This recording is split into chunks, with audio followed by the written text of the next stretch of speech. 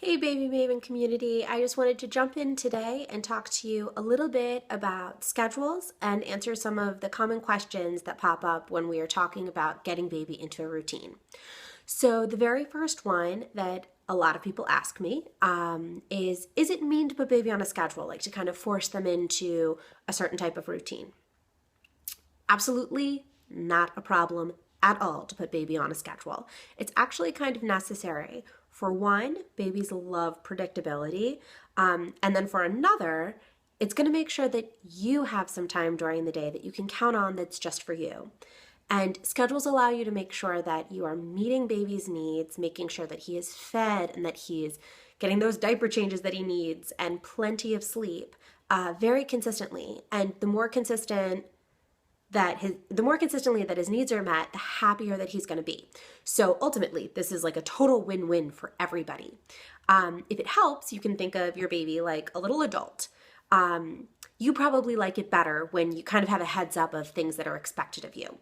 And maybe that's having like a set bedtime for yourself every single night, or just knowing that you're going to get breakfast, lunch, and dinner within like these certain windows every single day.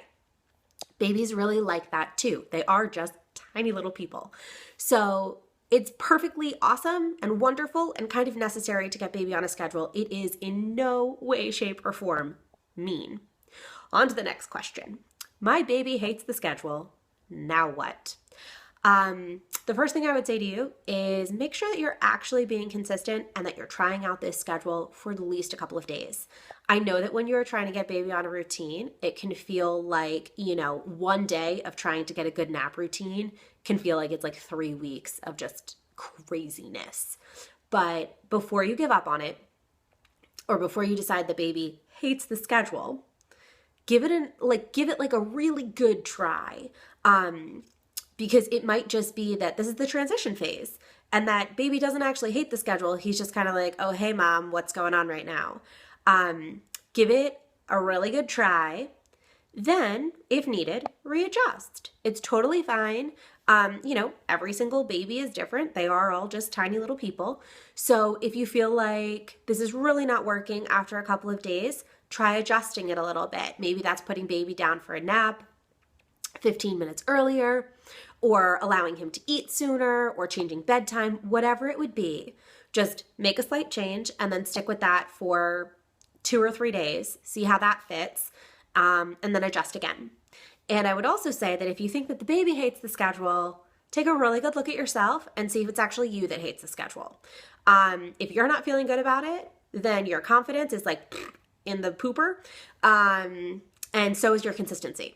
So if you're not liking the schedule, readjust it right now, because there is no reason to put yourself through like that craziness of trying to get baby on a schedule that you yourself don't like. That's just no good. Okay, next question. How do I get my baby on a schedule fast? This is such a good one. And you might be surprised to hear that like you actually can get baby on a really good schedule in less than a week. It just comes down to consistency and paying really close attention to what your baby is putting out there. So consistency is extremely key to this process, because baby's going to catch on a lot faster if it's like every single sleep time you're doing something specific that's like, oh, hey, all right, so I know that since I'm being swaddled and it's a dark room and mom's shushing me, it's time to sleep. And all of those things that I just said are actually sleep triggers. So part of creating a really good schedule is also making sure that you have kind of a good routine leading into the schedule for eating and for sleeping and even for playtime.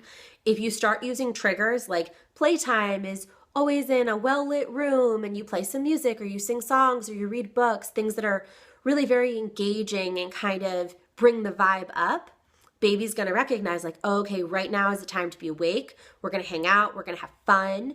If all of the feeds are kind of in just a chill environment, it's just the two of you guys, maybe you diffuse some oils, or maybe you talk about a certain thing with your baby, or you listen to a meditation together or something like that, that will become a trigger for eating.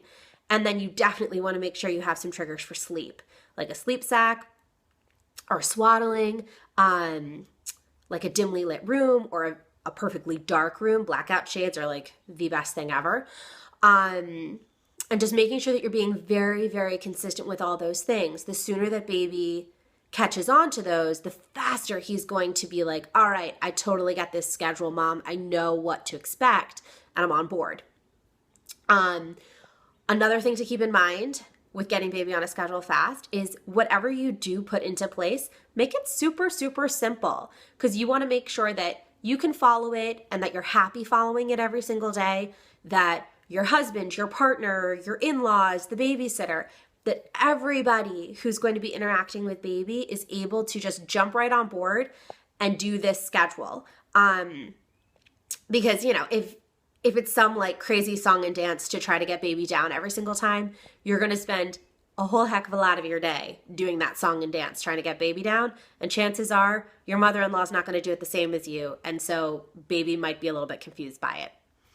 That goes along with the idea of make sure you don't set habits that you don't want to keep. Like if you always breastfeed baby until he falls asleep and then put him down asleep, that you're going to be kicking yourself in a couple of weeks, couple months, because that's going to be a really tough thing to keep up all the time.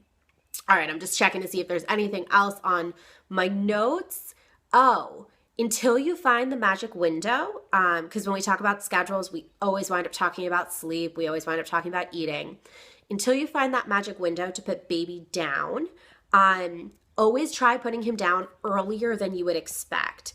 Because to try to find that magic window, you kind of have to start on like the shorter awake time and maybe try after 45 minutes to put him down for a nap. And if it really doesn't take, let him hang out for another 10 minutes and then try again, because you don't want to miss that magic window when you're trying to create a schedule. Because if you do, you're going to have an overtired kid and then the nap is totally shot.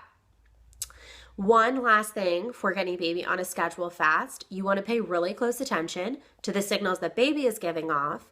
Also, the timer.